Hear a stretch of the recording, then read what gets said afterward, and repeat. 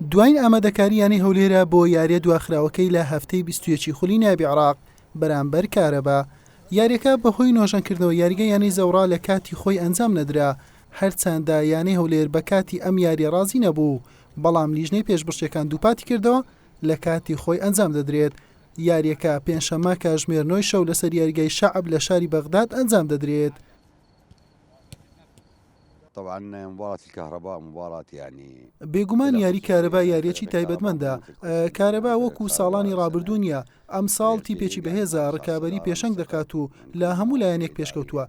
دواکەوتنی ئەم یاریە لایەنی ئەرێنی و نێرێنی هەبوو. ئەرێنیەکەی لەوەدا بۆ ئێمە ماوەیەکی کورتە دەست بەکار بوون و کاتێکی باشترمان لەبەردەست بوو بۆ ئەم یاریە.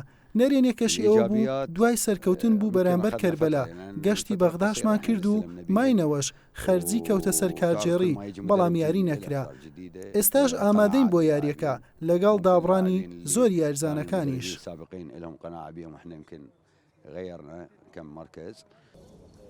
هەولێر بۆ ئەم یاریە لە توانەکانی محەممەد ساڵح و محەممەد جەفال بەهۆی کارتەکانەوە، ئەحمەد سەرتیپ و زەید ئەبوو عابد و ئەیمەن تەڕابلوسی بەهۆی پێکان و بارزان شێرزاد و دیدار غازی بەهۆی یاریکردن بۆ تیپی خولی کوردستان بێبەش دەبێت.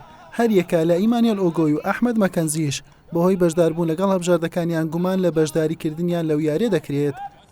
طبعا بەتاکید هەندێ کێشە دروست بوو بۆ ئەم یاریە، بەڵام ئێمە ئامادەکاری خۆمان کردووە و هەموو ئەوانەمان خستە پێش خۆمان کە ممکنە ئەو یاریە بکرێت و حالیان هەموو یاریزانەکان حازرن و ئێمە بەتەواوەتی ئامادەین بۆ ئەو یاریە.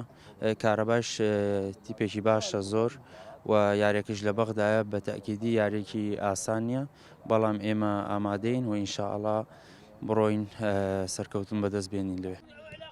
هەولێر لە کۆی 20 دیاری لە خولی نایبی عێراق خاوەنی 22 خاڵە و لە خانەی 16می ڕیزبەندیە. کارەباش بە ئەچولیە خاڵەخانەی سێمە و دەرفەتی وەرگرتنی پێشەنجی لە پێشە. حوسێن محەممەد، کەناڵی پێام، هەولێر.